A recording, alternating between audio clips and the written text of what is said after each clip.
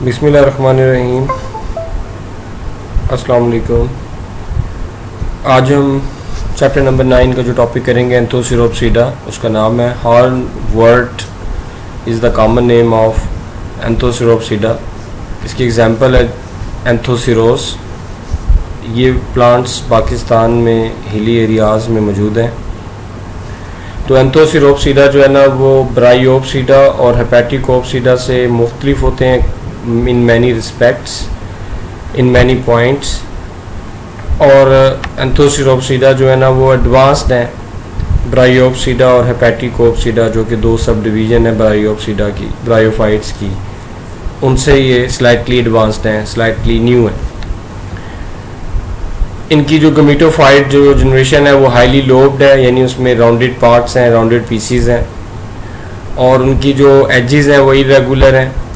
Gametophyte थैलाइड है, यानी कि फ्लैट है, हॉरिजेंटली ग्रो करती है along the surface of the land. हम पहले भी देख चुके हैं कि थैलाइड कैसी गमीटोफाइट होती है। इसमें जो एंथ्रीडिया और जो आर्किगोनिया है वो पार्शली पेनिट्रेट है, पार्शली जो है ना वो धंसे हुए हैं, संकन है गमीटोफाइट में। इनकी जो स्पोरोफाइट जनरेशन है वो इंडिपेंडेंट है। सिर्फ डेवलपमेंट की जो अर्ली स्टेजेस हैं उनमें ये डिपेंडेंट होती है गमीटोफाइट पे। After early stages of the development sporophyte जो है ना वो डिपेंडेंट नहीं रहती। जब ये डेवलप हो जाती है तो फिर ये गमीटोफाइट के ऊपर डिपेंडेंट नहीं होती, ना फूड के लिए, ना न्यूट्रिशन के लिए, और ना ही प्रोटेक्शन के लिए। तो स्पोरोफाइट जो जनरेशन है एंथोसिरोप्सिडा की वो इंडिपेंडेंट होती है, उसमें एडवांस्ड करैक्टरिस्टिक्स हैं, और इन्हीं एडवांस करैक्टरिस्टिक्स की वजह से स्पोरोफाइट जो है ना वो सर्वाइव कर सकती है, ग्रो कर सकती है even after the death and decay of gametophyte.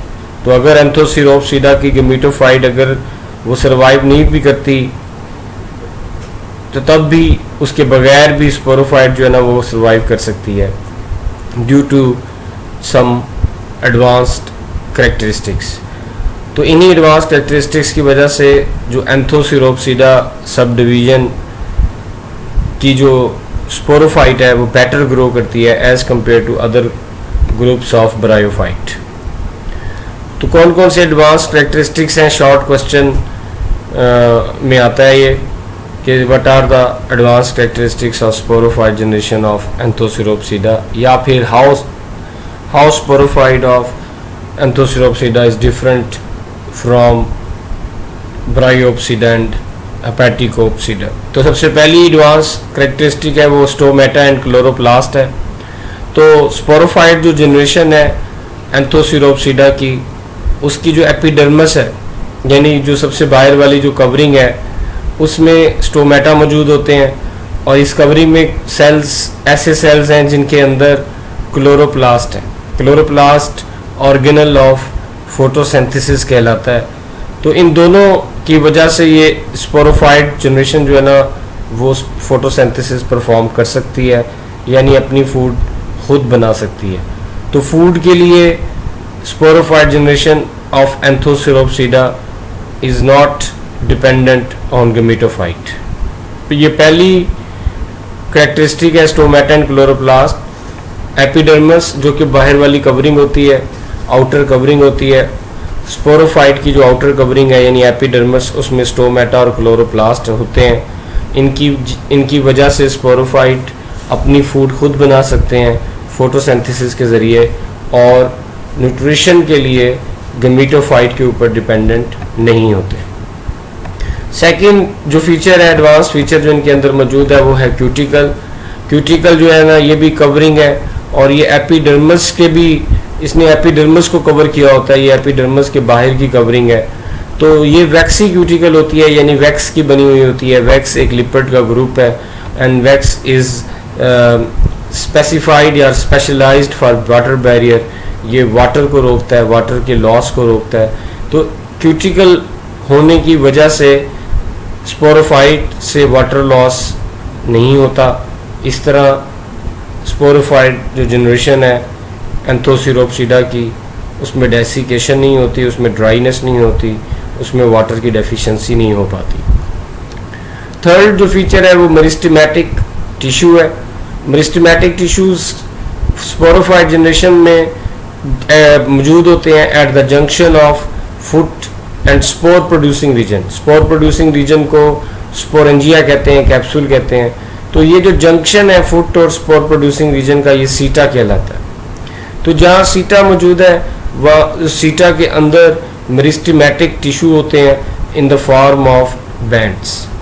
Meristematic tissue group of actively dividing plant cells होते हैं, और ये वो प्लांट सेल हैं जो एक्टिवली डिवाइड हो सकते हैं, यानी कि ये न्यू सेल्स बनाते हैं प्लांट के अंदर, न्यू सेल्स ऐड करते हैं, यानी कि नंबर ऑफ सेल्स बढ़ाते हैं प्लांट के अंदर, और जिसकी वजह से प्लांट को लेंथ मिलती है और विड्थ मिलती है।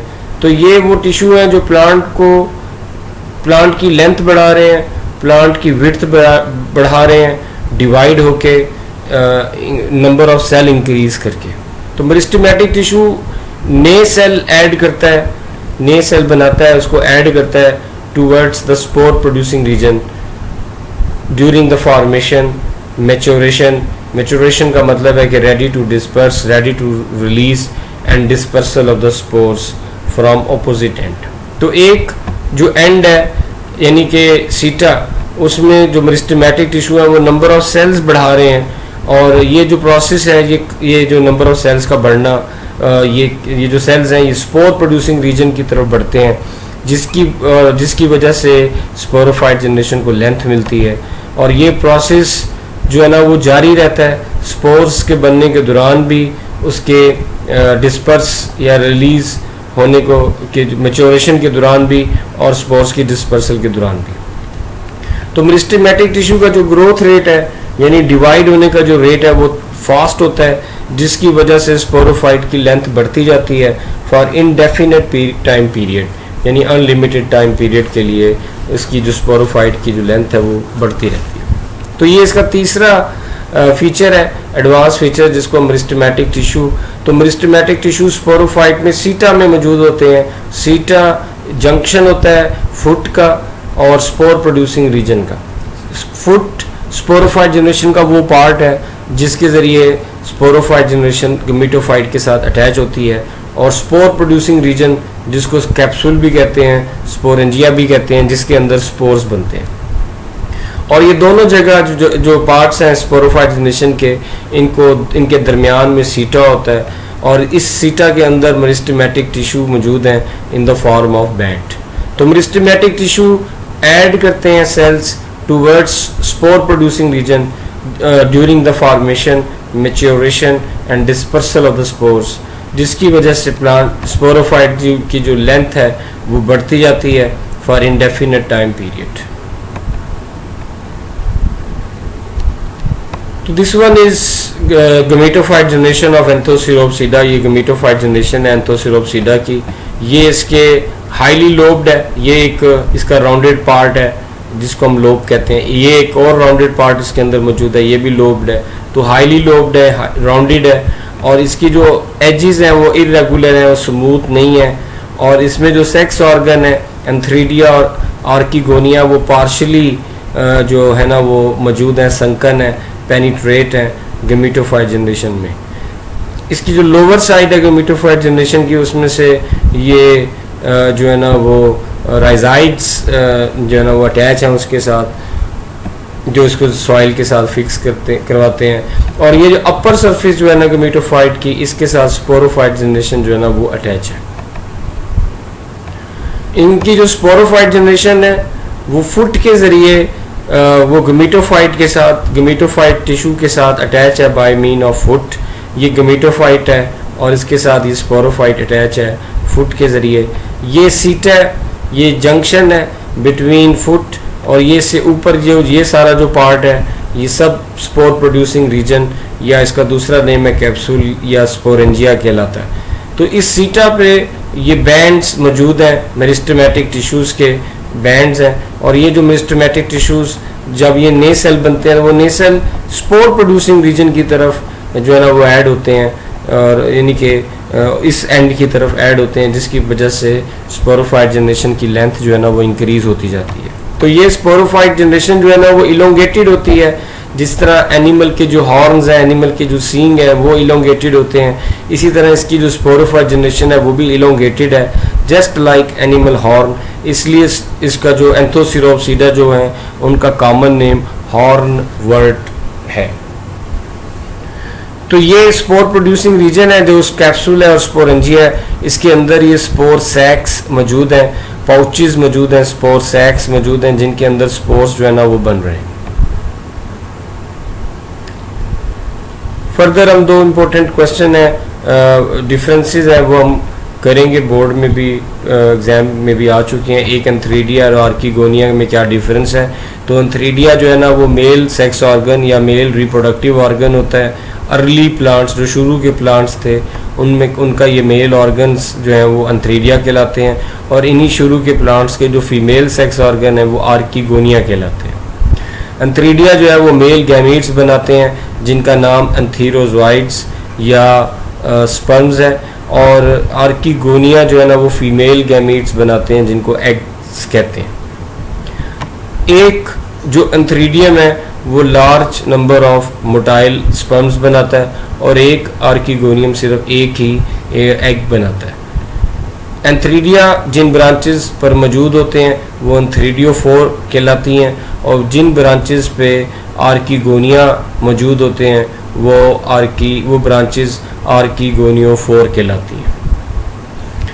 दूसरा क्वेश्चन है डिफरेंस बिटवीन एंथ्रीडियोफोर एंड आर्किगोनियोफोर।